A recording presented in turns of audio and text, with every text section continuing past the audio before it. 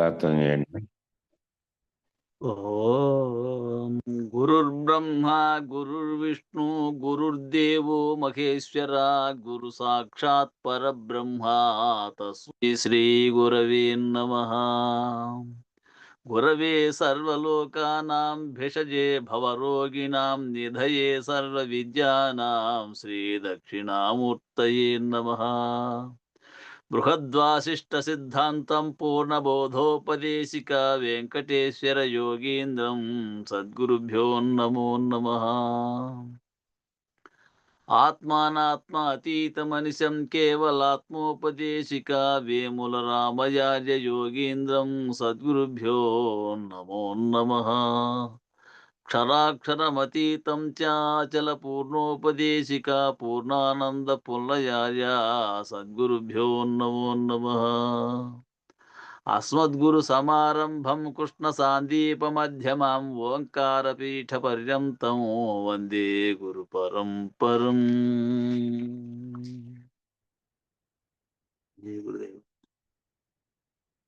సిగ్గులేదటే జీవమా నిజ గురు పాదాయుగ్మము మది నమ్ముమా. సిగ్గులేదటే నీకు శ్రీ గురు సూచన. సిగ్గులేదటే నీకు శ్రీ గురు సూచన. సౌజ్ఞానంతటనున్న సత్యము నెరిగిన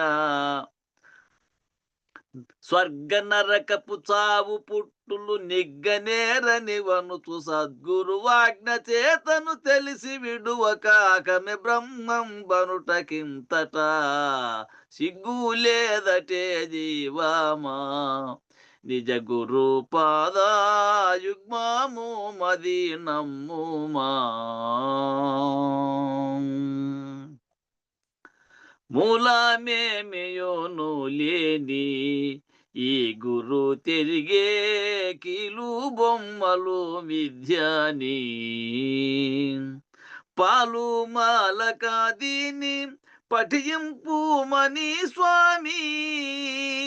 పాలు మాలకాదిని పఠింపుమని స్వామి. కీలు తెలిసితివేని చాలు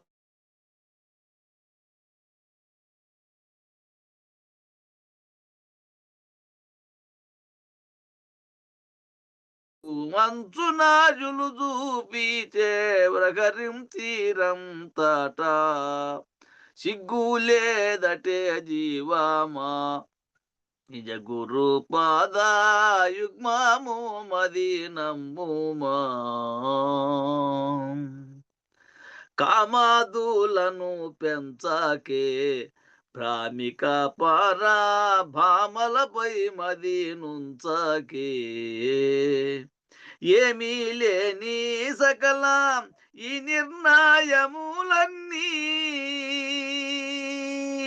ఏమీ లేని సకల ఈ నిర్ణయములన్నీ చాలు నిశ్చయమాని తలచూట కలాన్యా.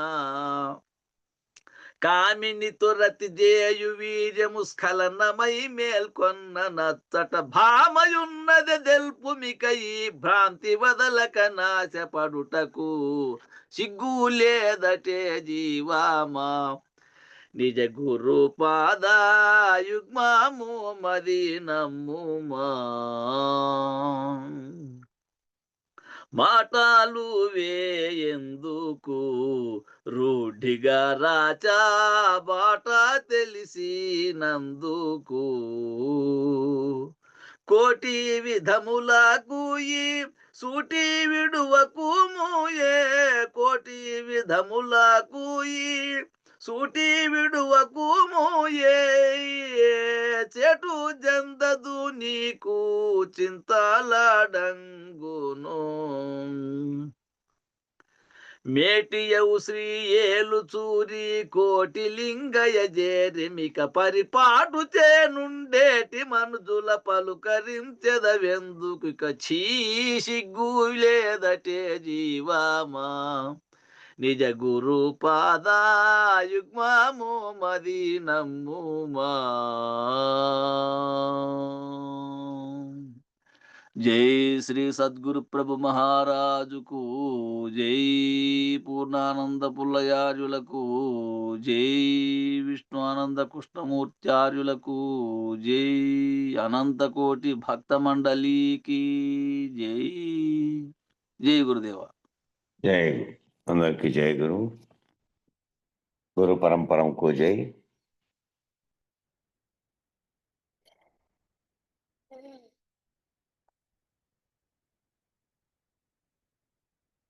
ఈ అంశే ప్రణవంగా ఉన్నది అనేది నిన్న చదువుకున్నాం. అకార ఉకారములు కలిసి ఓ అయినాయి. మకారం అనే బిందువు చేరగా ఓమైంది.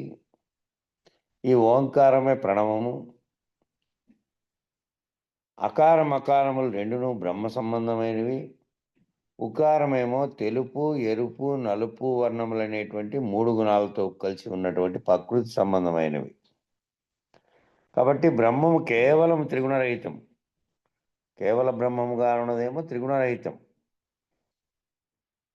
ప్రకృతి ఏమో త్రిగుణాత్మకం.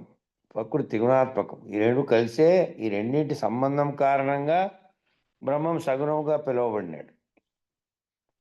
కాబట్టి కనుక కేవలము కాని బ్రహ్మము మాయాశబలం.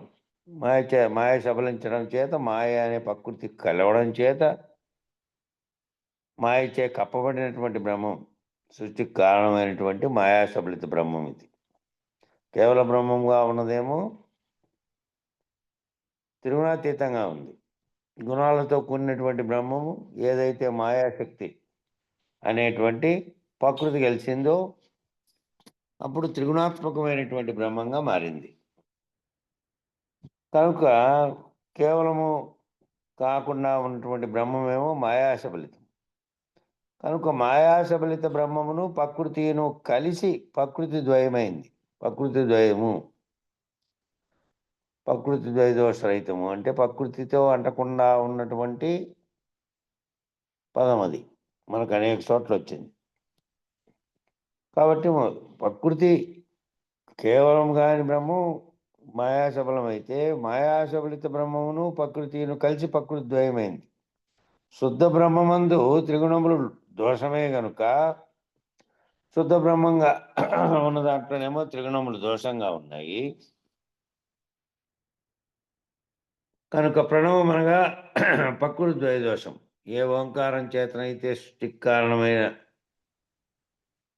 అకారం, అకార, ఉకారములు చేత ఏర్పడినటువంటి దాంట్లో రెండేమో ఓగాను, మూడోది మాగాను మకారంగా ఉన్నటువంటి దానికి బిందువు తోడ్పడి ఓమైందో, అందులో ప్రకృతితో కూడినటువంటి 3 గుణాలు వచ్చి చేరినాయి. చేరడం ద్వారా కేవల బ్రహ్మముగా త్రిగుణాత్మక ఉన్నదేమో గుణాలతో కూడినటువంటి ప్రకృతితో కూడింది. కాబట్టి ప్రకృతి ద్వయదోషంగా ఏర్పడింది, మాయాశబలిత బ్రహ్మగా అయింది. కాబట్టి శుద్ధ బ్రహ్మముగా ఉండే దాంట్లోనేమో త్రిగుణములు దోషమే కనుక ప్రణవం అనగా ప్రకృతి ద్వయదోషం. ఈ ప్రణవం అనే ఓం అనేది ప్రకృతి ద్వయదోషం, దానితోనే వచ్చింది. ద్వయదోషము లేనిదేమో అచలము, పరిపూర్ణము. అది ఎప్పటికీ దానికి ద్వయదోషం లేదు. ఓంకారం ద్వారా ఏర్పడిన సృష్టితో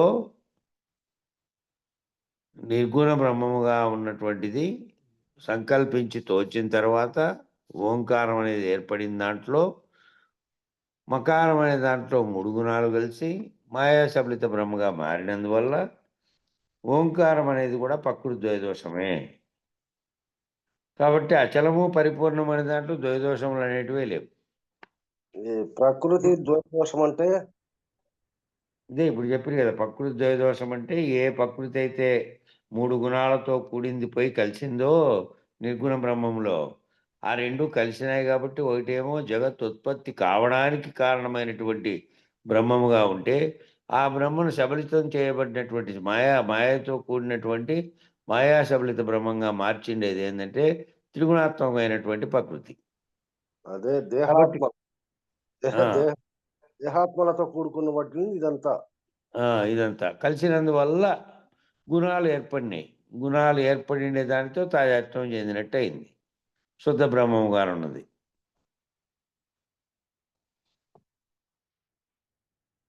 హంస లేక ప్రణవ బ్రహ్మమందు బ్రహ్మయందు 16 కళలు ఉన్నాయి. ఈ హంస లేకపోతే ప్రణవ బ్రహ్మము అంటే సృష్టికి కారణమైన దాంతో మకారముతో కలిసి ప్రకృతితో కలిసినటువంటి దాంతోనే 16 కళలు ఉన్నాయి. ఈ 16 కళలు అష్టతనువులతో 4 పాదములతో 3 స్థానములుగా ఉన్నవి. ఈ 16 కళలు అష్టతనువులతో 4 పాదాలతో 3 స్థానములుగా ఉన్నాయి. సహస్రారమందున్నటువంటి అష్టదళములు అష్టతనువులుగా ఉన్నాయి. సహస్రారంలో ఉండేటువంటి అష్టదళములు అష్టతనువులుగా ఉన్నాయి. అష్ట అంటే 4 8 అయితే 8లో 4 ఏమో ఈశ్వర తనువులు, 4 ఏమో జీవతనువులు. ఇందులో కారణదేహములు 4, కార్యదేహములు 4. ఇందులో కారణదేహాలుగా ఉండేటివేమో 4, అవి సూక్ష్మ స్థితిలో ఉన్నాయి. కార్యదేహాలుగా ఉన్నవేమో 4, అవి కార్యరూపం ధరించినటువంటివి. ఈ 8 తనువులకు కారణమైన వాడు ప్రణవమూర్తి. కార్యదేహములు అంటే స్థూలంగా ఏర్పడినటువంటివి, సూక్ష్మంగా ఉన్నవి, స్థూలంగా ఉన్నవి. 8 తనువులకు కారణమైన వాడేమో ప్రణవమూర్తి. 4 కారణ శరీరాలేమో ఈశ్వర తనువులు, 4 కార్య శరీరాలేమో అవేమో కారణ శరీరాలుగా ఉన్నాయి. ఈశ్వర తనువులన్నీ కారణ శరీరాలు. ఎందుకంటే అవి కార్యరూపం ధరించినటువంటి స్థూల స్థితిలోకి రాలేదు. అవి సూక్ష్మ స్థితిలో ఉన్నటువంటి కారణదేహాలు. అవి కార్యదేహాలుగా మారినటువంటివేమో జీవతనువులు. దాంట్లో మళ్ళా స్థూలము, సూక్ష్మము, కారణము, నిర్మలమైనటువంటి 4 జీవతనువులు, ఆనందము, చిన్మయము, చిద్రూపము, శుద్ధములనడి 4 ఈశ్వర తనువులు. అవేమో ఆనందము, చిన్మయము, చిద్రూపము, శుద్ధములు అనేటువంటి కారణతనువులుగా ఉన్నాయి. అవి కార్యతనువులుగా మారినవేమో స్థూలము, సూక్ష్మము, కారణము, నిర్మలం అనేటువంటి 4 జీవతనువులుగా ఉన్నాయి. జీవ ఈశ్వర తనువులు అన్నీ కూడా 8 అష్టదళములు. ఈ 8 కార్యకారణ శరీరాలుగా ఉన్నటువంటి 4 జీవతనువులు, ఈశ్వర తనువులు, 4 ఈశ్వర తనువులు కలిపి అష్టదళములు అనేటువంటి పద్మంగా ఉన్నటువంటి సహస్రారములు అష్టదళములుగా ఉన్నాయి. అష్టదళ పద్మము అంటే అది. ఈ 8 అష్టప్రకృతులు కూడా, అష్టప్రకృతులు అనేటివి కూడా ఈ 8. అష్టదళ పద్మంలో ఉన్నటువంటి ఆ 4 కారణతనువులు, ఈశ్వర తనువులు, ఈ స్థూలంగా ఉన్నటువంటి ఈ తనువులు, జీవతనువులు. ఈ 8 అష్టప్రకృతులు కూడా అవ్యక్తము, మహత్తు, మహదంకారము, ఆకాశము, వాయువు, అగ్ని, జలము, పృథ్వీ అనునవి 8 రేకులు. ఈ అష్టదళ పద్మంలో ఉన్నటువంటి 8 ఏవైతే పుష్పానికి ఉన్నటువంటి రేఖలు ఉన్నాయో 8, ఆ రేఖలు ఏంటివంటే అవ్యక్తం మొదటిది. వ్యక్తం కాకుండా ఉన్నప్పటి స్థితిలో ఏ విధంగా ఉందో అది వ్యక్తం కావాలనే సంకల్పం కలిగిన తర్వాత తోడైనటువంటి మహత్తు, దాంట్లో కలిగినటువంటి మహదంకారం, ఏది సమిష్టిలో చెబుతున్నాం అవి, దాంట్లో వచ్చినటువంటి ఆకాశము, మళ్ళీ ఆ ఆకాశంలో ఏర్పడినటువంటి వాయువు, అగ్ని, జలం, పృథ్వీ అనేటివన్నీ ఏర్పడి 8 రేకులుగా ఉన్నాయి. ఆ 8 రేకులన్నీ కలిపి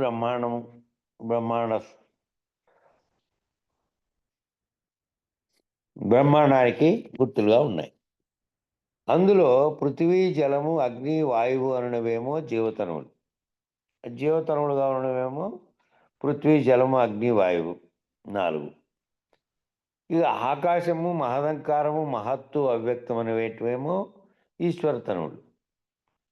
ఆ 4 కూడా సూక్ష్మ స్థితిలో ఉన్నాయి. అవి కనపడేటివి కాదు. అది కారణతనువులుగా ఉన్నాయి, ఇవి కార్యతనువులుగా ఉన్నాయి. ఆకాశంగాను, మహదంకారంగా, మహత్తుగా, అవ్యక్తంగా ఉండేటివేమో ఈశ్వర తనువులు. ఈ 8 తనువులు ఉపాధులుగా కలిగిన ప్రణవ బ్రహ్మమునకు 8 తనువులు ఉపాధులుగా కలిగినాయి. ఇక్కడేమో ఉపాధి ధరించిన కార్యరూపం ధరించినదేమో ప్రతిబింబంగా ఉన్నటువంటి ఆ బ్రహ్మం యొక్క ప్రతిబింబమే ఈ జీవుడుగా ఉన్నటువంటి జీవతనుములుగా ఉన్నటువంటివి. అక్కడ ఏ స్థితిలో ఉన్నాయంటే ఈశ్వర తనువులుగా ఉన్నవేమో ఆకాశం, అలంకారం, మహత్వం, అవ్యక్తం అనేవి ఈశ్వర తనువులుగా ఉన్నాయి. 8 తనువులు ఉపాధులుగా కలిగిన ప్రణవ బ్రహ్మానికేమో 4 పాదాలు ఉన్నాయి. పాదాలు మాత్రం 4, తనువులు 8 ఉంటే 4 పాదాలు ఏంటంటే అవిద్యా పాదము, విద్యా పాదము, ఆనంద పాదము, తురీయ పాదం. అవిద్య పాదం అంటే అజ్ఞానంగా ఉన్నది, విద్యా పాదం అంటే జ్ఞానంగా ఉన్నది, ఆనంద పాదం అంటే ఆ ఆనంద పాదం ఏది గాఢ నిద్రావస్థలు 4 అవస్థలకు పోల్చుకోవాలి. ఇవి ఒకటి అజ్ఞానంగా ఉన్నదేమో జగత్తుతో తాదాత్మ్యం చెందినటువంటి జాగ్రత్త అవస్థలో ఉన్నది. విద్యాపాదంగా ఉన్నదేమో అవిద్యాపాదము, విద్యాపాదము, ఆనందపాదము, తురీయ పాదం. తుర్యం ఆనందపాదము గాఢ నిద్రావస్థలో ఉన్నటువంటిది ఆనందపాదం. విద్యాపాదమేమో సూక్ష్మ స్థితిలో ఉన్నటువంటి కారణదేహంగా ఉన్నది. తురీయ పాదమేమో ఈ 3 అవస్థలని గుర్తెరిగినటువంటి ప్రత్యేగాత్మ స్థితిలో ఉన్నవి. ఈ 4 పాదములు ప్రణవ బ్రహ్మానికి ఉన్నాయి. అవిద్యా పాదము పద్మము యొక్క కేసరములందుండును. ఆ పద్మంలో ఉండే కేసరములు అంటే చిన్న చిన్న రేణువుల్లాగా వచ్చినటువంటి ఆకులు కాకుండా మధ్యలో వచ్చింటాయి పువ్వుకు. అవి ఆ పువ్వులో ఉన్నటువంటి ఆ కేసరములు, పద్మంలో ఉన్నటువంటి కేసరములు. విద్యాపాదము కర్ణిక ఎందుండును. ఆ విద్యాపాదమేమో కర్ణిక మధ్యలో ఉంటుంది అది. ఆనందపాదము లింగమందును, తురీయ పాదమేమో మహాకారణమందును స్థానములు కొని ఉన్నాయి. అవిద్యాపాదమేమో జాగ్రత్త అవస్థగాను, విద్యాపాదం స్వప్నావస్థగాను, ఆనందపాదమేమో సుషుప్తావస్థగాను, తురీయ పాదమేమో నిధిధ్యాసమునకు 4వ అవస్థగాను ఉన్నది. ఈ చతుర్ణావస్థలో బ్రహ్మ విచారము లక్ష్యార్థ స్వరూపం కొనసాగుతున్నాడు. అవిద్యాపాదమేమో జాగ్రత్త అవస్థలో ఉండి జగత్తుతో లీనమై ఉంది. విద్యాపాదంగా ఉన్నదేమో స్వప్నావస్థగా కారణ సూక్ష్మ స్థితిలో ఉండి కలగంటున్నది. ఆనందపాదమేమో సుషుప్తావస్థగా ఉండి జ్ఞానాజ్ఞానములు తెలియనటువంటి స్థితిలో పూర్తి చలనం లేనటువంటి శరీరము చలనం లేదు, కానీ అందులో ఉన్నటువంటి గుర్తెరిగే ఎరుక లేదు, రహితమై ఉన్నది. అది ఆనందపాదంగా ఉంటే తురీయ పాదంగా ఉన్నదేమో నిధిధ్యాసమునకు 4వ అవస్థగా ఉంది. ఈ 3 అవస్థలను గుర్తెరుగుతున్నటువంటి స్థితిలో సాక్షిత్వ స్థితిలో తురీయంగా ఉన్నటువంటిది ఉంది 4వ అవస్థగా. ఈ చతుర్థ అవస్థలో బ్రహ్మ విచారం అంతా లక్ష్యార్థ స్వరూపం కొనసాగుతుంది. ఈ 4 అవస్థలతో కూడినటువంటి ఇదంతా ఈ విచారణ అంతా కూడా బ్రహ్మను గురించిన విచారణ లక్ష్యార్థ స్వరూపంగా కొనసాగుతుంది. ఇదంతా కూడాను బ్రహ్మాండ విచారణగానే ఉండి బ్రహ్మాండంగా ఈ 4 విచారించినప్పటికీ కూడా 4 విచారించిన జీవుడిగా విచారించిన వాడు ప్రత్యేగాత్మ స్థితిలో ఉన్నాడు. ఆ 4కు కారణ వస్తువులుగా ఉన్నటువంటి 4 తనువులు బ్రహ్మాండంలోకి తీసుకుంటే ఈశ్వరీయ తనువులు అవి కారణ వస్తువులుగా ఉండి కారణ వస్తువులుగా అక్కడేముంది అంటే అక్కడ పరమాత్మగా ఉన్నాడు. ప్రత్యేగాత్మ పరమాత్మగా 4 అవస్థలతో అవి 2 ఒక్కటేను అనే స్థితిలోకి విచారం అంతా లక్ష్యం ఏమిటి అంటే ఈ చతుర్థావస్థలో బ్రహ్మ విచారమే లక్ష్యార్థంగా ఉంది. ఓంకారం అందేమో అకారం ఈశ్వరుని స్థానం. ఆ ఓంకారం అనే దాంట్లో అకారము, ఉకారము, మకారము బిందువుతో కూడి అయిండేటువంటి దాంట్లో ఏం చెప్పారంటే ఓంకారం అందేమో అకారమేమో ఈశ్వరుని స్థానం, ఉకారమేమో జీవుని స్థానం, మకారమేమో ప్రత్యేగాత్మ యందు ఐక్యతా స్థానం. ఇంకా ఐక్యత ప్రత్యేగాత్మలో ఉన్నటువంటి స్థితిలో ఐక్యతా స్థానం రెండిటికి. ఆ ఓం అనే దాంట్లో అనే దాంట్లో ఉన్నటువంటి అకారంలో ఈశ్వరుని స్థానం ఉంటే, ఉకారంలో జీవుని స్థానం ఉంటే, ఈ రెండిటికి యొక్క ఐక్యతా స్థానంగా ఉన్నదేమో ప్రత్యేగాత్మ యందు ఐక్యతా స్థానంగా ఉంది. ప్రత్యేగాత్మ స్థితిలో అప్పుడు జీవుడు వేరుగా, ఈశ్వరుడు వేరుగా ఉన్నటువంటి స్థితి లేదు ఇంకా. మూడవస్థల్ని దాటినటువంటి స్థితిలో ఉన్నాడు అక్కడ. కాబట్టి ఈశ్వర జీవులు ఇద్దరు ఒకటేననేటువంటి ఈ ప్రత్యేగాత్మ పరమాత్మ ఒక్కటేనటువంటి స్థితిలో ఐక్యతా స్థానంగా ఉంది అక్కడ. బ్రహ్మ విష్ణు రుద్ర మహేశ్వర సదాశివులు అనేది పంచదేవతలు స్థావరమై ఉన్నారు. ఈ బ్రహ్మ విష్ణు రుద్ర మహేశ్వర సదాశివులు అనే వాళ్ళు సృష్టి స్థితి లయ ఆకర్షణ విస్తీర్ణము అనేటువంటి 5 పనులు చేసేటువంటి 5 పంచదేవతలుగా స్థావరై ఉన్నారు. పంచభూతములే ఈ 5 కుంట్లు అంట. పంచభూతములేనంట ఈ 5 కూడా. ఈ పంచభూతములకు ప్రేరణ కలిగించినదేమో పంచకర్తలు. వీరు సజ్జోజాత, వామదేవ, అఘోర, తత్పురుష, ఈశానుడు. ఈ 5గురేమో వీళ్ళకి ప్రేరణ కలిగించిన వాళ్ళు. ఈ పంచభూతాత్మకమైన వాటిగా మారడానికి కారణమైనటువంటి బ్రహ్మ విష్ణు రుద్ర మహేశ్వర సదాశివులు అనేటువంటి పంచదేవతలు, ఆ వాళ్లకు ప్రేరణ కలిగించినటువంటి పంచకర్తలు వీరంట. పంచభూతాలుగా మారడానికి. పంచభూతాలేమో స్థూల రూపం ధరించినటువంటి ప్రకృతిలో ఉన్నాయి. వాటికి దేవతలుగా ఉన్నవారేమో బ్రహ్మ విష్ణు రుద్ర మహేశ్వరులుగా ఉన్నారు. వీటికి ప్రేరణకర్తలు ఎవరు అంటే పంచకర్తలుగా ఉన్నటువంటి సద్యోజాత, వామదేవ, అఘోర, తత్పురుష, ఈశానుడు అనేటువంటి 5గురు పంచకర్తలు. ప్రణవమూర్తి సత్తాయే పంచభూతముల యొక్క ప్రాదుర్భవం కారణం. ఈ ప్రణవమూర్తి అనేటువంటి ఓంకారంతో కూడినటువంటి ఆ ప్రణవమూర్తి అనే పైన చెప్పినారే, ఆ ప్రణవమూర్తి యొక్క సత్తానే ఈ పంచభూతాలు ప్రాదుర్భావానికి కారణమైనవి. ఇవి కార్యరూపం ధరించడానికి కారణమైనటువంటివి. పంచభూతముల యొక్క దీపిత గుణములను పంచదేవతలండి. ఆ పంచభూతాల యొక్క ఏవైతే దానిలోకి ఉన్నటువంటి గుణాలతో కూడి ఉన్నాయో అవి వాటి పంచదేవతలు అన్నారు. ఈ పంచదేవతలే బ్రహ్మాండమునేమో శివునికి సంకల్పం కలిగించి, బ్రహ్మాండంలో శివునికి సంకల్పం కలిగించి ఏం చేశాయంటే శబ్ద స్పర్శ రూప రసగంధ తన్మాత్రల సృష్టికి కారణమైనవి. పంచభూతముల యొక్క జీవిత గుణాలు పంచదేవతలుగా మారినటువంటివి ఏం చేశాయంటే ఈ పంచదేవతలకు బ్రహ్మాండంలో శివునికి సంకల్పం కలిగించి శబ్ద స్పర్శ రూప రసగంధ తన్మాత్రల సృష్టికి కారణమై ఉన్నాయి. పిండాండమందు ఈ తన్మాత్రలే ఆకాశము, వాయువు, అగ్ని, జలం, పృథ్వీ అని పంచభూతాలైనవి. మళ్ళా శరీరంలో కూడా అవే రకమైనటువంటివి పంచతన్మాత్రలుగా చెప్పవన్నీ ఉన్నాయి. అవి స్థూలంలోనేమో ఈ స్థూల శరీరంగా ఉన్నటువంటి దాంట్లో లక్షణాలుగా ఇవి ఉంటే తన్మాత్రలు. అవి బ్రహ్మాండంగా ఉన్న దాంట్లో స్థూల రూపం ధరించినటువంటి పంచభూతాలైనవి. మరియు శబ్ద స్పర్శ రూప రసగంధ విషయములు కూడా అవే అయినాయి. విషయాలు 5 విషయాలుగా.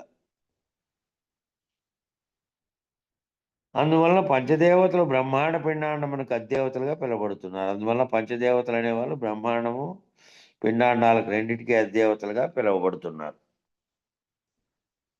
కాబట్టి 16 కళలో 15 కళలు లోక కళలు, 16వది అలోక కళ. ఈ అలోక కళయే మోక్షప్రదం. ఈ 16 కళల్లో 15 అన్ని ప్రకృతిలో కళలే, ప్రకృతితో అనుసంధానంగా ఉన్నటువంటి కళలు. 16వదిగా ఉండేదేమో అలోక కళ. ఈ లోకం లేదు దాంట్లో, లోకానికి సంబంధించినటువంటి అంశాలు లేవు. అలోక కళ. ఆ అలోక కళయే మోక్షప్రదం. ఏదైతే లోకం లేకుండా లోకం లేనటువంటి అలోకం అయినటువంటి స్థితి అది మోక్షప్రదం. 16 కళలు అవస్థల సంబంధంగా ఉన్నవి. 16 కళలు కూడా అవస్థలను బట్టి అవస్థల సంబంధంగా ఉన్నాయట.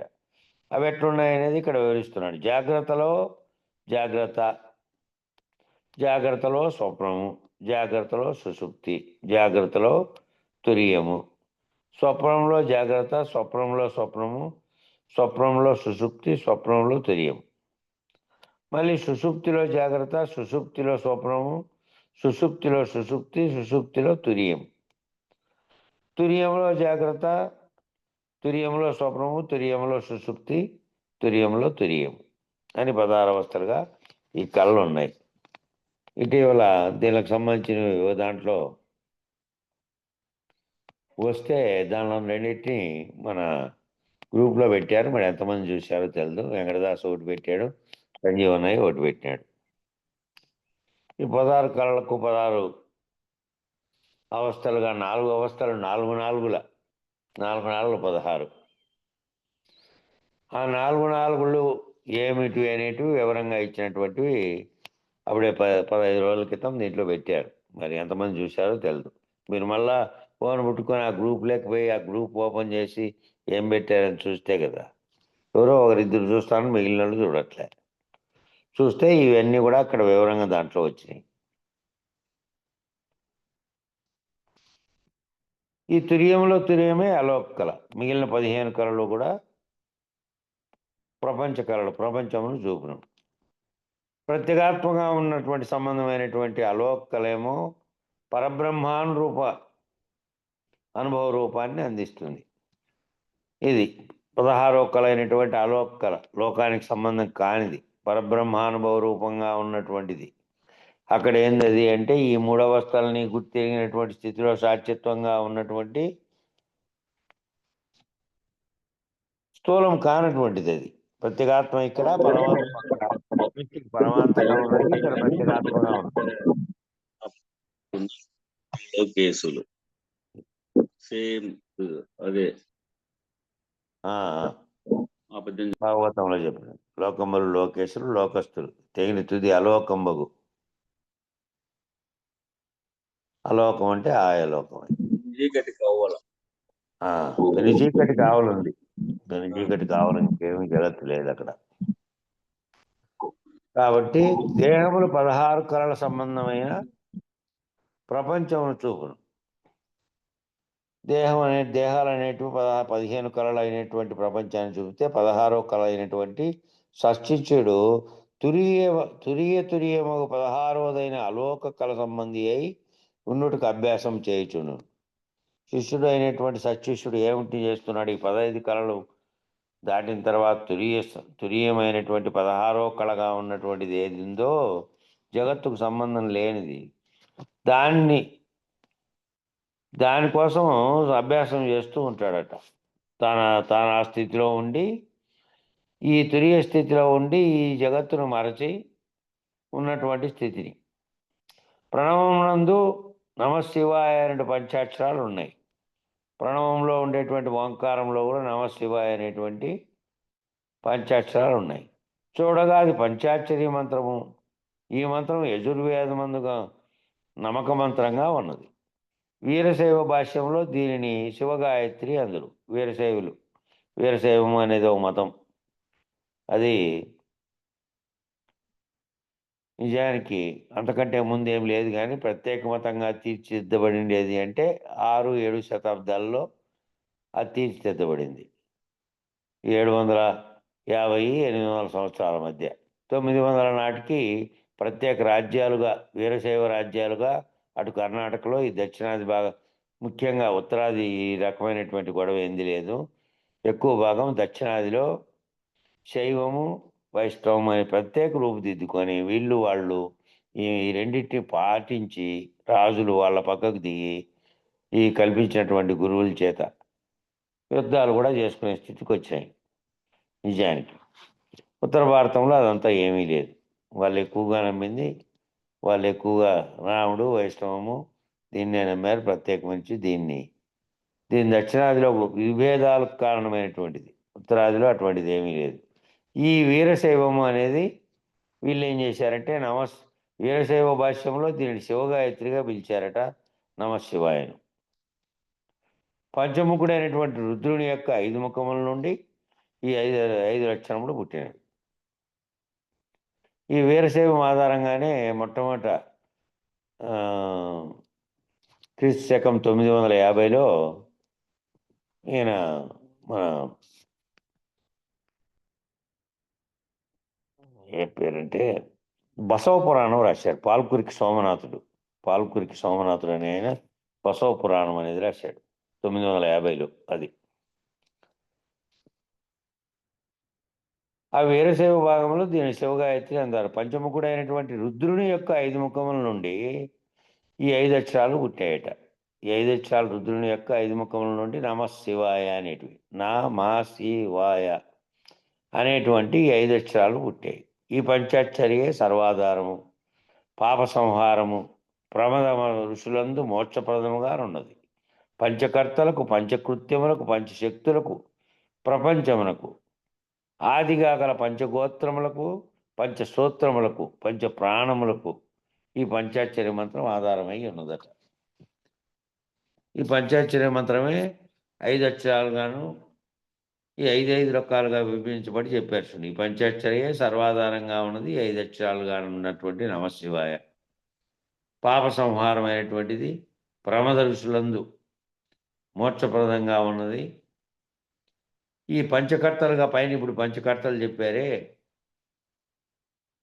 సద్యోజాతాది పంచకర్తలుగా చెప్పినటువంటి ఆ పంచకర్తలకు, పంచకృత్యములకు, ఆ పంచకర్తలుగా చేసినటువంటి పనులు పంచభూతాత్మకంగా మారడానికి ఏవైతే పంచకృత్యములు, పంచశక్తులు, వాటికి ఆ శక్తులతో కూడినటువంటి వాటి వల్లనే అది కార్యరూపం ధరించడానికి కారణమైంది. అదే మళ్ళా ఆఖరుకు ప్రపంచంగా మారినటువంటి ప్రపంచమునకు ఆదిగా గల పంచగోత్రాలకు, పంచసూత్రాలకు, పంచ ప్రాణాలకు అన్నిటికీ కూడా ఈ పంచాక్షరి మంత్రం ఆధారమై ఉన్నది. ఇట్లనే 5 నామ శివాయ నమశివాయ అది బ్రహ్మ సృష్టికర్త అయినటువంటి స్థానమేమో నా, విష్ణువు ఉండేటువంటి స్థానం నాభి స్థానమేమో మా, ఈ అనాహతలో ఉండేటువంటి ఈశ్వర స్థానమేమో సి, కంఠస్థానం యా. ఇట నమ శివాయ. ఈ స్థూల శరీరంలో ఈ నమశివాయను 5 అక్షరములలో నమ వరకు సాకారమును, శివ అన్నదేమో నిరాకారము అయి ఉన్నది. ఈ నమశివాయ అనేటువంటి 5 అక్షరాలలో నమ అనే మొదటి 2 అక్షరాలేమో వరకు ఏమో సాకారంగా ఉంటే, శివ అన్నదేమో నిరాకారంగా అయి ఉన్నదంట. సాకారమేమో సగుణము, నిరాకారమేమో నిర్గుణము. సాకారంగా ఉన్నదంతానేమో గుణాలతో కూడుకొని ఉన్నది, నిరాకారంగా ఉన్నదేమో గుణాలతో కూడుకున్న నిర్గుణంగా ఉన్నది. అది ఎట్లనగా సకార మకారములు నాణ్యం వలెను, సకారము మకారం అనేటువంటి నకారం, ఇది సకారం కాదు నకారం. నమశివాయలో నకారము మకారము నమ అనేటివి నాణ్యం వలెను, శికార వాకారములు ఆ నాణ్యముకున్న విలువగాను భావించగా, శికారమునకు శివ, శికార వాకారములు అంటే శివ, నమ అనేటివేమో నామ, ఆ 2 నకారం కారములేమో నాణ్యం వలె, శికారము వాకారము, శికారము వాకారం శివ అనేటువంటి ఆ నాణ్యముకున్న విలువగాను భావించగా, యకారమేమో ఈ రెండిటికీ భేదం లేదని తెలుపుతున్నటువంటి అసిపదమై ఉన్నదట నమశివాయలో. ఇది మీరు అర్థం చేసుకోవాల్సింది. నకార మకారములు నమ అనేటివేమో గుణములతో కూడి ఉన్నాయి, శివ అనేటువంటివేమో ఈ 2 శికార వాకారములు 2 కూడా ఆ నాణ్యానికున్న విలువగా భావించగా, యకారం అనేది ఈ రెండిటికీ భేదం లేదు అని తెలుపుతున్నటువంటి అసిపదమై ఉన్నదట నమశివాయ అనేటువంటి 5 అక్షరాలకి. ఇది నకార మకారములేమో జీవుడుగాను, శికార వాకారములేమో రూపాయి కాయిన్ ఉంది కదా, రూపాయి కాయిన్ చెప్పినారులే. అదే అదే నాణ్యం అంటే అదే రూపాయి కానీ ఏదైనా కానీ నాణ్యముకు ఉన్నటువంటి ఆకార రూపంగా ఉన్నవేమో నమ, దాని విలువ రూపంగా ఉన్నవేమో శివ అనేటివి విలువ. కాబట్టి నకార మకారములు జీవుడనియు శికార వాకారములు ఈశ్వరుడనియు భావించగా యకారమేమో జీవేశ్వరుల అభిన్నతను తెలుపుతున్నది. ఇక్కడ రెండింటినీ జోడించారు చూడండి. నకార మకారములేమో జీవుడని, శికార వాకారములేమో ఈశ్వరుడని, ఈ రెండింటినీ యకారం అనేటువంటి నమశివాయ, యకారం అనేటువంటిది జీవేశ్వరులు ఇద్దరు ఒక్కటే. జీవతత్వం పోతే జీవుడు అనేటువంటి కించిజ్ఞత్వం పోతే జీవుడే ఈశ్వరుడు అనేటువంటిది పరిపూర్ణ బోధ. దాంట్లో ఆయన వెలుపుకుర్తి వీర వెంకటరామచంద్రరావు చాలా విపులంగా విరమించాడు. జీవునికి ఉన్నటువంటి ఈ లక్షణాలు పోతే అది సృష్టికి కారణమైనటువంటి దాంట్లో ఉన్నటువంటి సర్వజ్ఞుడుగా ఉన్నటువంటి సర్వజ్ఞత్వమైనటువంటి ఈశ్వరత్వము అని, సర్వజ్ఞత్వము కించిజ్ఞత్వము ఈ రెండింటిని గురించి దాంట్లో వివరించారు. అది ఇప్పుడు ఈ రెండు ఏకమైనటువంటిది నమశివాయ మంత్రంలోనే ఉండేటువంటి రెండేమో జీవుడుగా నకారములు, శికారములు అనేటివేమో శికార వాకారములు ఈశ్వరుడుగా, యకారం అనేది ఆ రెండింటినీ కలిపైనటువంటి జీవేశ్వరుల అభిన్నతను తెలుపుతున్నది. ఓం నమశివాయ యందు ఓంకారము ముఖంగాను, ఆ ఓం నమశివాయలో ముందున్నటువంటి ఓంకారంగా ఉన్నదేమో ముఖంగా, వాకార యకారములు రెండు కూడా భుజద్వయంగా, శికారము నడుమ హృదయముగా, నడుము కాదు, నడుమ హృదయంగాను, నకార మకారములు రెండు పాదద్వయంగాను ఉన్నవి. ఈ పంచాక్షరి పిపీలికాది బ్రహ్మాండ పర్యంతము సర్వదేహములందును సందులేక వ్యాపకమై ఉన్నది. ఇది ఇక్కడ మళ్ళా సర్వవ్యాప్తమైనటువంటి ఈశ్వరత్వము అంటే సర్వవ్యాప్తమైనటువంటి పిపీలికాది బ్రహ్మ పర్యంతం, చీమ దగ్గర నుంచి బ్రహ్మాండమంతా ఉన్నటువంటి బ్రహ్మాండ పర్యంతము కూడా సర్వదేహములందు కూడా ఈ పంచాక్షరి అనేటువంటి అది సందులేక వ్యాపకమై ఉన్నది. అంతటా అది ఉన్నది, చైతన్యంగా అదే ఉన్నది. పంచభూతాత్మకంగా భావించకుండా ఉన్నటువంటి ఏ చైతన్యం అయితే సృష్టికి కారణమైనటువంటి ప్రకృతి శక్తితో కలిసి ఇదంతటికీ కారణమై ఉన్నదో ఆ కారణ రూపంలో ఉంది, అంతటా ఉన్నది, అన్ని జీవుల్లోనూ ఉన్నది. మరియు సృష్టి స్థితి లయ తిరోధాన అనుగ్రహములకెల్లా ఆధారమై ఉన్నది. మరి సృష్టి స్థితి లయము తిరోధానము అనుగ్రహములకెల్లా ఆధారమై ఉన్నదంటే ఇదే ఈ నమశివాయ అనేటువంటి దాంట్లో ఉన్నటువంటి 5 అక్షరాలు అనేటువంటి పంచాక్షరి. ఇక పంచాక్షరి పరావిద్య సతారా లింగరూపిణి అనేది కింద చక్రం వేశారు. ఈ చక్రంలో మనకు నిజానికి పూజా విధానంలో మంత్రం వస్తుంది, అది చూసుకోండి ఒకసారి. ఇప్పుడు ఈ బుక్ ఉండే వాళ్ళు అయితే చూసుకోగలరు ఆ చక్రాన్ని. బుక్ లేని వాళ్ళకి దీని ఫోటో తీసి పెడతాం మళ్ళీ తర్వాత, ఈ క్లాస్ అయిపోయిన తర్వాత. పంచాక్షరి పరావిద్య సతారా లింగరూపిణి అని పైన కింద ఇచ్చారు. మధ్యలో ఓంకారే వదనాదేవి వాయుకారో భుజద్వయే నమకారో పదద్వయే శికారో దేహవద్యంచ. ఇది పైన ఉన్నటువంటి అన్నిటికీ పైన ఉన్నటువంటి 5 ముఖాలు కలిగితే 5లో ఓం అనేది పైన ఉంది, నా మా అనేటివి కింద ఉన్నాయి, సి అనేది అన్నిటికీ మధ్యలో ఉంది, వా యా అనేదేమో ఈ చివర ఆ చివర ఉంది. ఇంతకు ముందు అనేదేమో దానికి ఇరువైపులా ఆ మా ఉంది. పైన పేర అన్నావు, పైన పేర చెప్పు. పైన పేర అని కింద ఈ శ్లోకార్థం. అదే చెప్తాను. అదే కింద చిత్రం ఉంది, ఆ చిత్రంలోది మళ్ళీ చూసుకుందరు. ఈ చిత్రాన్ని మాత్రమే ఫోటో తీసి మళ్ళీ పెడతా, పైన చెప్పేది చెప్తారు. ఓం నమశివాయ యందు ఓంకారం ముఖంగా ఉంది. ఈ పైన ముఖంగా ఉండేదే ఓంకారం. వాకార యకారములు రెండు కూడా భుజద్వయంగా ఉన్నాయి. వా అనేది ఎడమవైపు, యా అనేది యా అనేది ఎడమవైపు, వా అనేది కుడివైపు, అటువైపు నుంచి చూసుకుంటే ఉన్నాయి. శికారమేమో నడుమ హృదయంగా ఉంది. సి ఓం నమ శివాయలో సియే హృదయం, అది హృదయంగా ఉంది. నకారం అకారములేమో నకారము మకారము కింద ఉన్నాయి చూడండి.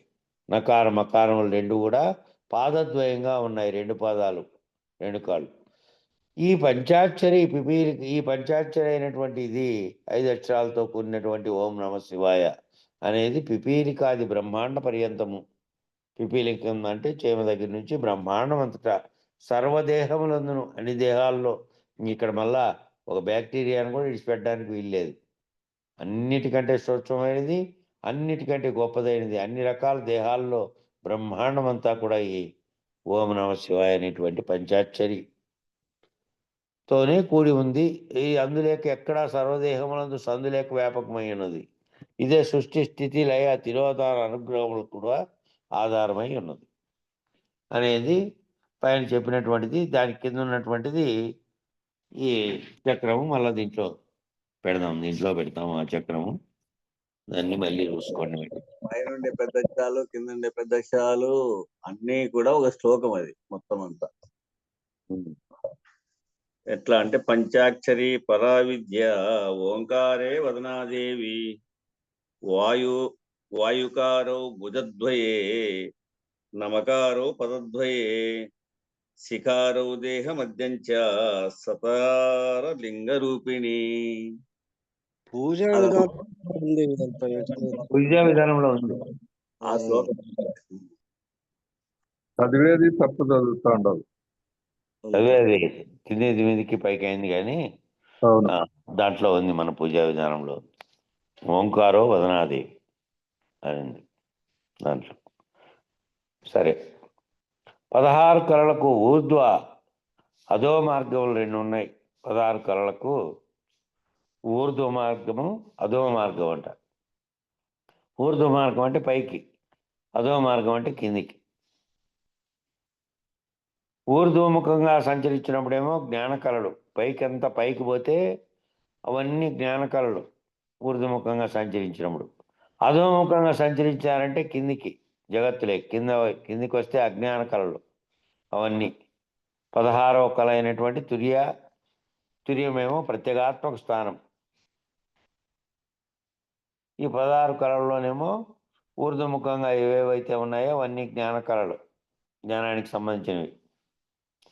అధోముఖంగా సంచరించేవేమో భౌతికంగా ఉన్నటువంటి నామరూపాత్మక జగత్తుకు సంబంధించినటువంటి కళలు. ఇవన్నీ అజ్ఞాన కళలు. ఈ 16 కలిపి 16వది అయినటువంటి 15 కళలుగా ఉన్నాయి ఇవి. పైన చెప్పినటువంటి 16లో 15 ఏమో పైకి కిందికి ఊర్ధ్వముఖంగా జ్ఞాన స్వరూపంగా, అజ్ఞాన స్వరూపంగా రెండింటిగా ఉన్నాయి 15. 16వది అయినటువంటిది ఏమో తుర్యం,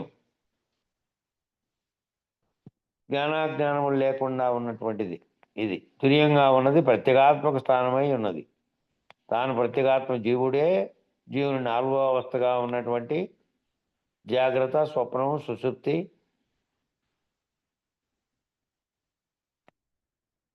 తుర్యము అని 4 చెప్పినటువంటి తుర్య స్థితి ఇదే, ప్రత్యేగాత్మగా ఉన్నటువంటి స్థానం. విషుడు, తైజసుడు, ప్రాజ్ఞుడు ప్రత్యేగాత్మగా ఉన్నాడు తుర్య స్థితిలో. ఆ ప్రత్యేగాత్మక స్థానంగా ఉంది. అకారము మకారం అనే బిందువును చేరి, అకారము మకారం అనేటువంటి బిందువులు, ఆ 2 బిందువులను చేరి ఉకారముతో కలియకపోయినచో చలనములు లేకుండా పోను. ఉకారం అనే దాంతో కలియకుండా పోతే చలనాలు లేకుండా పోతాయట. అకారం అకార ఉకారము, అకార ఉకారం అకారములు అనేటువంటి దాంతో మళ్ళీ బిందువుని చేరితే ఓం అయింది. ఆ ఓంలో ఏమైందంటే ఉకారంతో కలియకపోకుండా ఉంటే కనుక చలనములు లేకుండా పోను. చలనాలు అనేటివి లేవు. దాంతో కలిస్తేనేమో చలనాలు కలిగినాయి. అప్పుడు అది ప్రజ్ఞాన స్వరూపమగును. అది ఏమైందంటే ప్రజ్ఞాన స్వరూపంగా ఉందట. అది ఉకారంతో కలిగినప్పుడు కదిలేది అనాత్మ, కదలంది ఆత్మ. కదిలేదంతా అనాత్మ. అనాత్మ అంటే ఆత్మస్వరూపం కానటువంటి ఈ దేహంగా ఉన్నటువంటి చెప్తున్నటువంటి పంచభూతాత్మకమైనటువంటి దేహంలో ఒకటి ఆత్మగా ఉంది. అదేమో దాని ప్రకాశం చేతనే సర్వము తెలియబడుతున్నప్పటికీ అది కదలకుండానే ఉంది. కదులుతున్నటువంటి దానిదేమో దాని యొక్క ప్రకాశం చేతనే కదులుతున్నదేమో అనాత్మగా ఉన్నటువంటి శరీరము పంచభూతాత్మకమైనటువంటి శరీరంలోనే మళ్ళా అంత అంతఃకరణంగా ఉన్నటువంటి 4 కూడా దాని ప్రకాశాన్ని అందుకొని దీన్ని కదిలింపజేస్తున్నటువంటి స్థితిలో ఉన్నాయి. కాబట్టి విచారించి ఆత్మ అనాత్మలను విచారించి అనాత్మ ఏదో దివ్యాత్మ ఏదో తెలుసుకోవాలని. ఆత్మను అనాత్మలను విచారించి ఏది అనాత్మ ఏది దివ్యాత్మగా ఉన్నటువంటిది ఏది అనేది తెలుసుకోవాలి. మహాకారణ దేహమే ప్రత్యేగాత్మ, అదే లక్ష్యార్థ రూపం. మహాకారణ దేహంగా ఉన్నది ఏది అంటే ప్రత్యేగాత్మగా ఉన్నటువంటిది. ఈ మూడవస్థలకి మీరినది, దానికే తుర్యమని పేరు. ఈ మీరు చేయమ్మా, మీరు చేయి.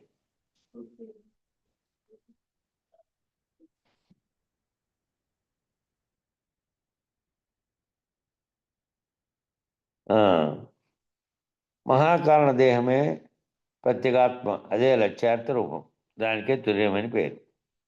ఇన్ని గుణములు ఉన్నటువంటి ఆ ప్రణవమూర్తి కమల మధ్యమున నిశ్చలంగానే ఉన్నాడు. ప్రణవమూర్తిగా ఉన్నటువంటి ఇన్ని గుణములతో కూడినటువంటిది కమల మధ్యంలో నిశ్చలంగానే ఉందట. కానీ దాని కళలు మాత్రం నాడుల ద్వారా తనువంతా వ్యాపకమై ఉన్నది. కళలు గంటికను చేరగా చిన్నగా చిద్బిందు చిత్కళలుగా వెలయుచున్నవి. ఆ కళలన్నీ ఈ గంటిక ద్వారా మళ్ళా నాడుల ద్వారా తనువంతా వ్యాపించి శరీరం అంతా వ్యాపించి ఆ కళలు గంటికను చేరితే చిన్నద చిద్బిందు చిత్కళలుగా చిత్తంలో వెలయిచున్నటువంటివి, చిత్తంలో కదలికలు కలగజేయుచున్నవిగా ఉన్నాయి, వెలయిచున్నాయి. అవే కళలు ఆగ్నేయమును చేరగా, అవే కళలు ఆగ్నేయ చక్రాన్ని చేరగా నాదబిందు కళలుగా వెలయిచున్నాయి. మళ్ళా ప్రణవము సహస్రార కమల మధ్యమున అకార ఉకార మకారములుగా నుండెను. ఈ ప్రణవంగా ఉన్నటువంటి ఓంకారమేమో సహస్రార కమల మధ్యములో అకార ఉకార మకారములుగా ఉందట. ఇట్లు ప్రణవం స్థానభేదమును బట్టి అది ఉండే స్థానాన్ని బట్టి సహస్రారం వద్ద గంటిక వద్దేమో ఆగ్నేయమునందు త్రివిధములుగా ఉంది. సహస్రార కమల మధ్యమందు ఉన్నటువంటి దాంట్లోనేమో రావసహిత ప్రణవం గంటికను, అక్కడ నుండి ఆగ్నేయమును చేరి సునాద బ్రహ్మమయ్యను, నాదంతో కూడినటువంటి బ్రహ్మమైందట. ఈ విధంగా మారుటకు కారణమేమనగా సహస్రారమునందు ప్రాణవాయు సంచారం లేనందువలన అది రావరహితంగా నుండెను. అది రావరహితం అంటే శబ్దం లేనిది, రావము అంటే శబ్దం. ఏ విధంగాను అంటే మారుటకు కారణం ఏమి అంటే సహస్రారంలో ఉన్నటువంటి సహస్రార చక్రంలో ప్రాణవాయువు సంచారం లేదు. అక్కడి నుంచి కింద వాటితోనే కలుస్తోంది. కలిసినట్టు ప్రాణవాయువు సంచారం ఎక్కడెక్కడ కలిసిందో అక్కడన్నీ కూడా చలనాలు కలిగినాయి. చలనాలు కలిగిన తర్వాత చలనంలోంచి ఆయా కళలు మళ్ళా ఏర్పడినటువంటి దానికి కారణమైనటువంటివి అయినాయి. కాబట్టి సహస్రారంలో ప్రాణవాయు సంచారం లేదు కాబట్టి అదేమో రావరహితంగా ఉందంటే శబ్దరహితంగా ఉంది, అది నాదరహితంగా ఉంది. గంటిక వద్ద ప్రాణవాయు చలనం సూక్ష్మంగా ఉన్నందున గంటిక దగ్గర, గంటిక అంటే వాటన్నిటిని ముడేసినారే ఆ దళాలన్నిటి, అది ఆ ముడి దగ్గర ఏమో ప్రాణవాయు చలనం సూక్ష్మంగా ఉన్నందున అది చిన్నాద చిద్బిందు చిత్కళలుగా ఉంది. చిత్తంలో చిన్నాదము చిద్బిందువు చిత్కళలుగా ఉన్నది అక్కడ. మళ్ళా ఆగ్నేయం ఉందేమో కిందికి వచ్చే కొద్దీ ఇంకా కిందికి వస్తే ప్రాణచలనం అధికంగా ఉన్నందున ఆగ్నేయములో ఆ సంబంధముతో అది సునాద బ్రహ్మం అయ్యను. సునాదం అంటే మంచి వినపడేటువంటి గొప్ప వినపడే నాదంగా సునాదం అనేటువంటి బ్రహ్మం అయింది. ఇడా పింగళ నాడుల్లో ప్రవేశించిన తర్వాతనేమో వాయువు హుస్థలము దాకా వ్యాపించి, ఇడా పింగళ నాడుల్లో ప్రవేశించినటువంటి వాయువేమో హుస్థలము దాకా వ్యాపించి అక్కడ ప్రాణవాయువును అని గంటికేందు ప్రణవ బ్రహ్మంతో కలియగా, గంటికలో ఉండేటువంటి ప్రణవ బ్రహ్మం అనే ఓంకారంతో కలియగా అది ప్రాణవాయు సంబంధమయ్యి సునాదంగా వెలిసింది. అది ప్రాణవాయు సంబంధంగా నాదంగా వినపడింది, శబ్దంగా అయింది. గంటిక సూక్ష్మ శరీర సంబంధమైనందున అచట్లున్నది సూక్ష్మ మార్గం. ఆ గంటిక అనేది ఏమో సూక్ష్మ శరీర సంబంధంగా ఉన్నందువలన అచట ఉండేది ఏది అంటే సూక్ష్మ మార్గంగా ఉన్నది గంటిక వద్ద. అందువలన ప్రాణవాయువు విజృంభించుటకు వీలు లేకపోయింది అక్కడ. ఆ గంటిక కదలిక అనేది లేదు. ఆ గంటిక దగ్గర ఉన్న చోట కూడా సూక్ష్మ శరీర సంబంధమై ఉన్నందువలన, అది సూక్ష్మ మార్గం ఉన్నందువలన ప్రాణవాయువు అక్కడ విజృంభించే అవకాశం లేదు. అందువల్ల క్రమంగా ప్రణవము అచ్చోట సూక్ష్మనాదంగా ఉంది బ్రహ్మం. అక్కడ శబ్దం అక్కడ ప్రణవంగా ఉన్నటువంటి దాంతో ఎక్కడుందంటే శబ్దంతో కూడకుండా సూక్ష్మనాదంగా ఉంది. అది వినపడేటువంటి శబ్దం కాదు. కింద చెప్పారు సునాదము అని. అది కిందికి ఆగ్నేయ స్థూలదేహ సంబంధంగా వచ్చినప్పుడేమో సునాదంగా అంటే వినపడే నాదంగా బయటకు వచ్చింది. అక్కడ ఉండేటువంటి నాదమేమో తెలిసేది కాదు. కనుక అక్కడ ఆవరణ విస్తారంగా ఉన్నది.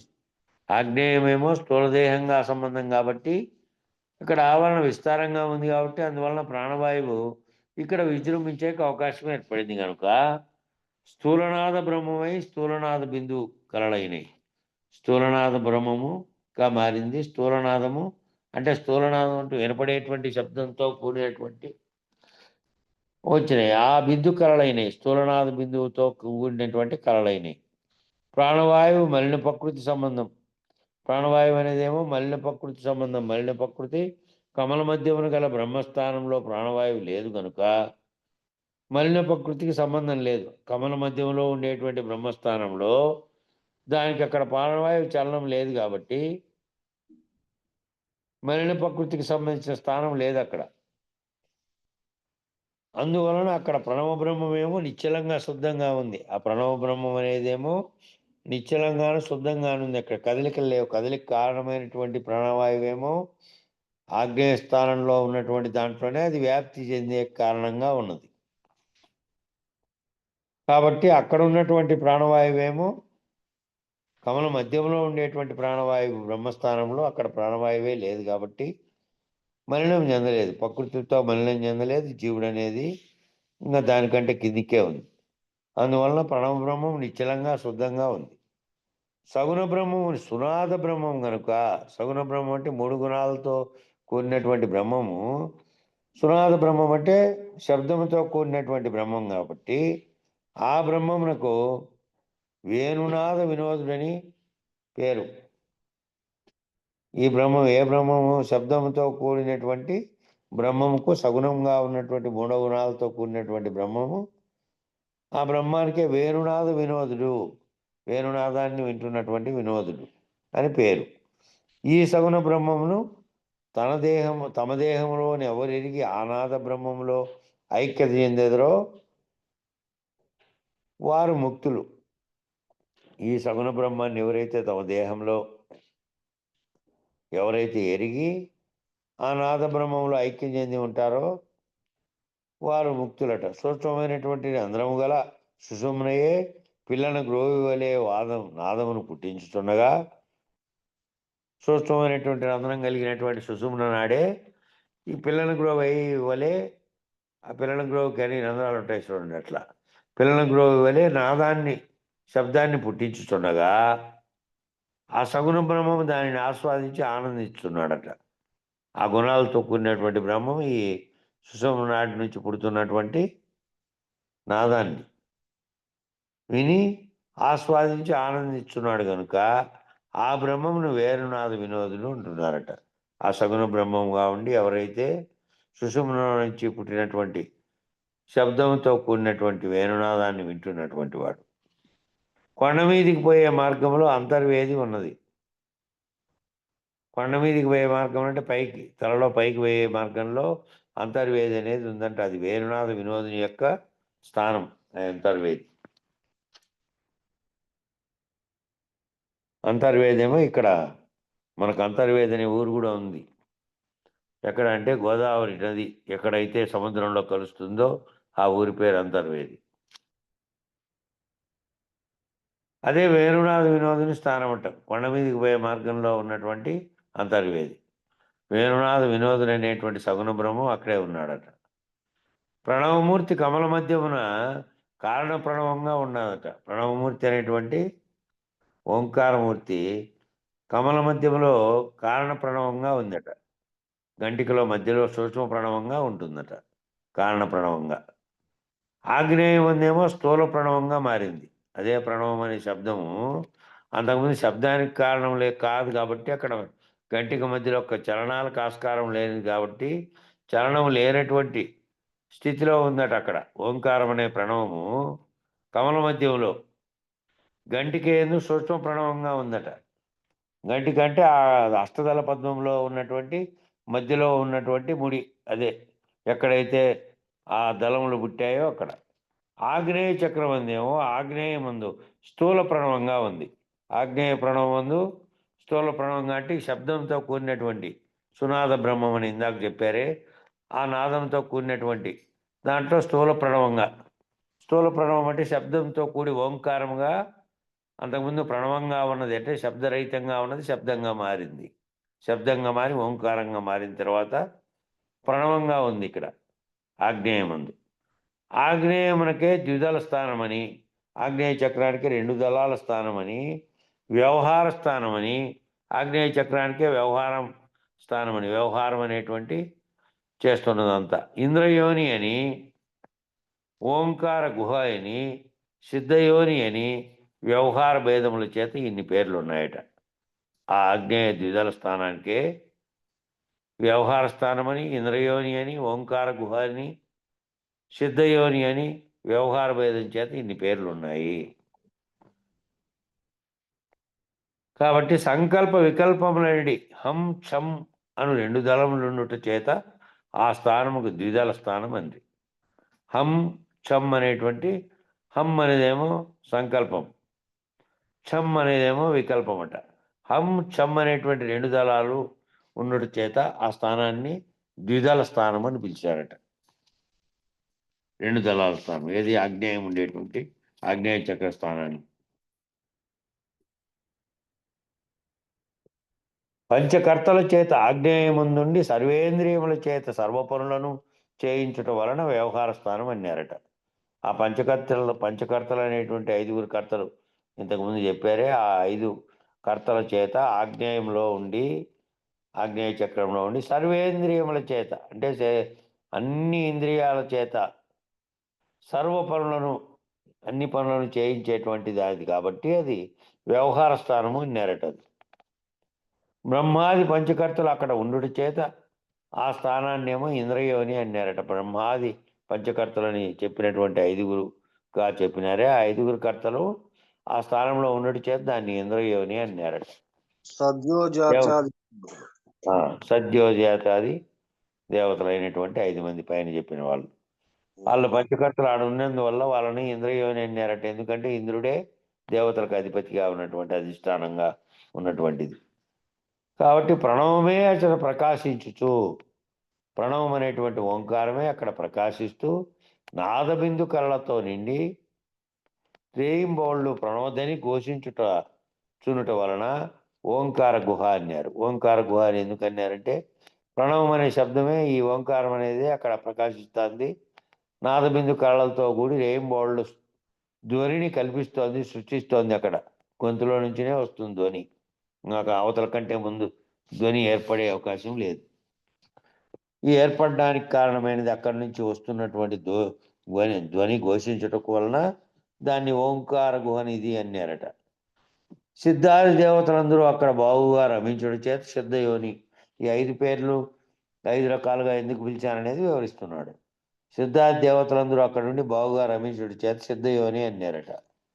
సిద్శక్తి సహస్రారముల మధ్య నుండి దిగివచ్చి ఆజ్ఞలను జారీ చేసే విధంగా సర్వపనులను చేయించడం చేత ఆ ఆజ్ఞలను పంచకర్తలు పాటించడం చేత ఆ స్థానమును ఆగ్నేయము, నిరాజ్ఞా చక్రము, ఆగ్నేయ చక్రము అన్నటువంటి స్థితి వచ్చిందట. శక్తిలో సహస్రార కమలం నుండి దిగివచ్చి ఆజ్ఞలన్నింటినీ జారీ చేసే విధంగా అక్కడ ఉంది కాబట్టి సర్వ పనులు అక్కడి నుంచి చేయిస్తుంది కాబట్టి ఆ ఆజ్ఞలను పంచకర్తలు అనే వాళ్ళు పాటించడం చేత ఆ స్థానమును ఆగ్నేయము అన్నారు. అంతఃకరణమేమో జడము, అది ఏ పనియో చేయజాలదు. అంతఃకరణంగా ఉన్నది కూడా ఈ కదలిక వచ్చి ఈ ప్రకాశం పైనుంచి వచ్చి కలిస్తేనే ఏదైనా చేస్తుంది దాని ప్రేరణతో. తనకు తానుగా అది ఏ పని చేయదు.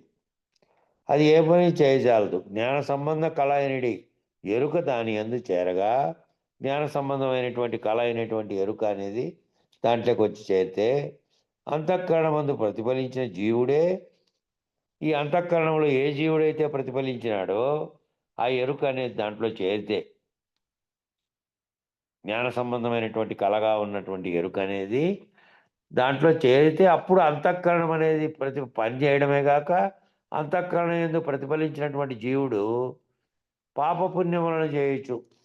పాపము పుణ్యము రెండు చేయడానికి కూడా, ఆ రెండు పనులు చేయడానికి కూడా అంతఃకరణంలో ప్రతిఫలించినటువంటి జీవునికి ఏ కళ, జ్ఞాన సంబంధమైనటువంటి కళ అనేది కలిసింది కాబట్టి దాంట్లో ఎరుక అనేది చేరింది కాబట్టి చేరితేనే చేస్తున్నాడు. ముడిపడి కర్మము జ్ఞానం అనేది వచ్చింది. ఆ రెండు కూడా ఇక్కడ కలుస్తున్నాయి. కర్మము అనేది చేయడానికి జ్ఞానం సంబంధించింది. జీవుడుగా పరిణమించి ఇక్కడ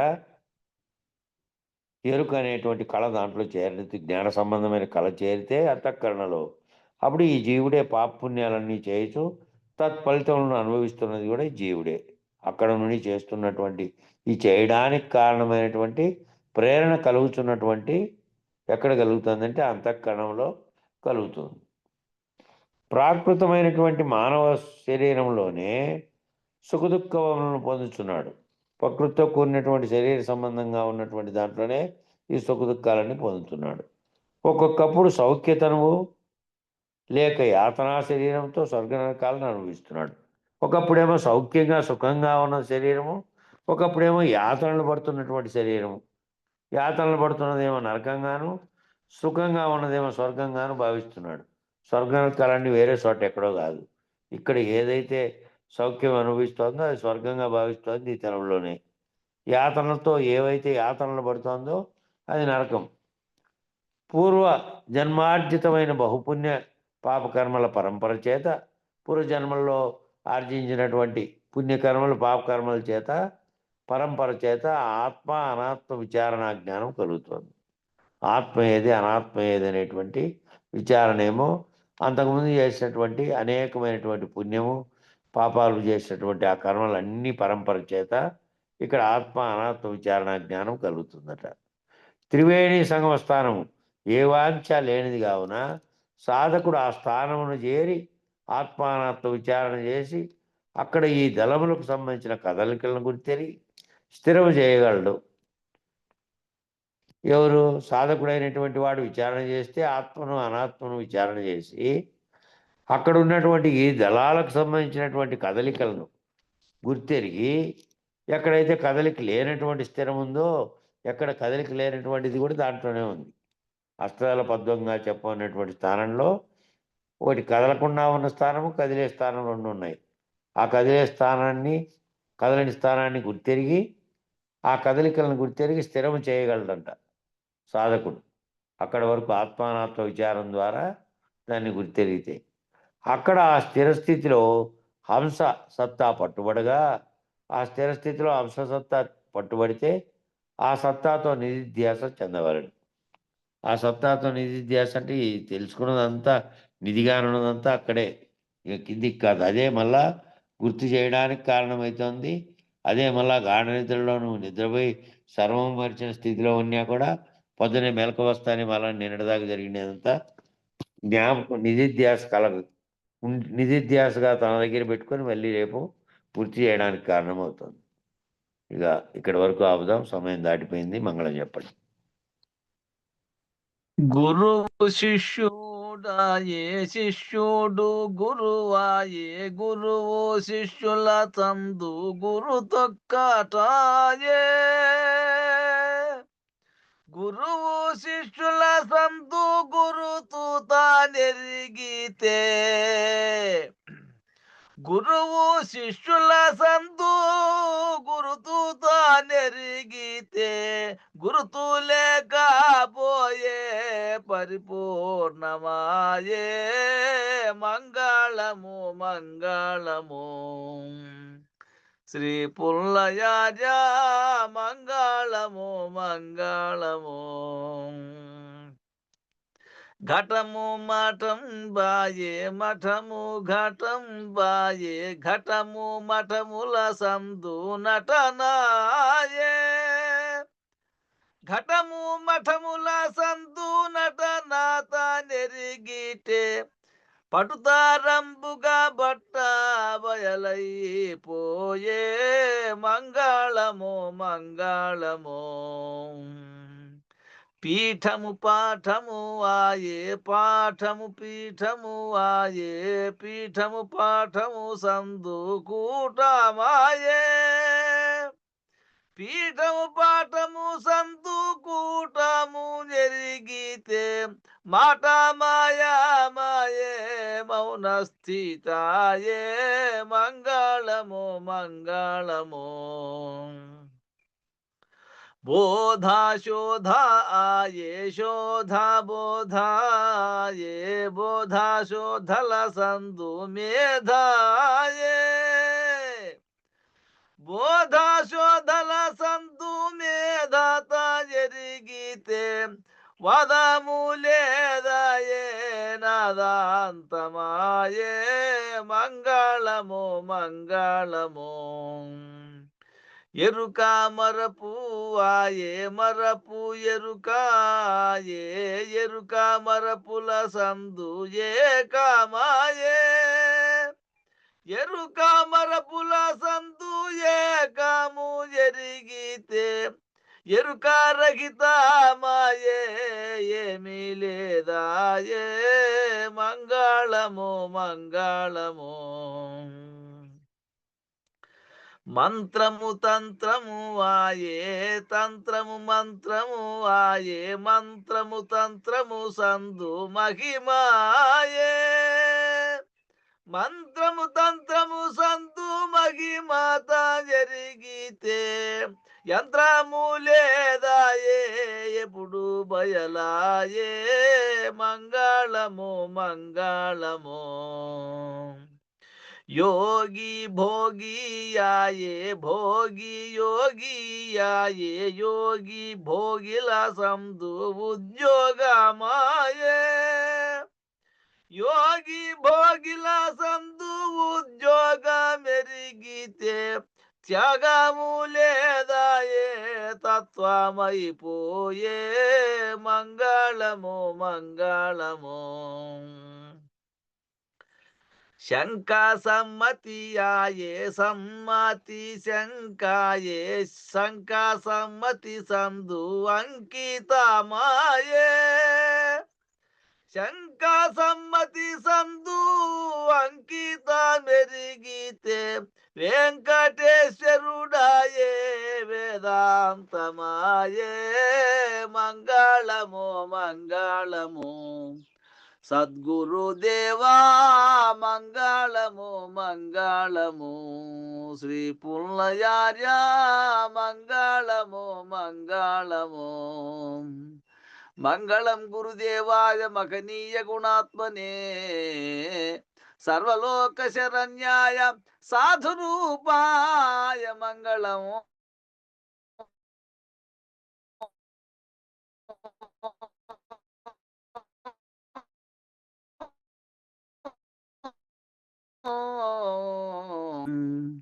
జై శ్రీ సతీ పూర్ణానంద పులయాజులకు జై విష్ణుఆనంద కృష్ణమూర్త్యాజులకు జై అనంతకోటి భక్త మండలికి జై. జై గురుదేవ.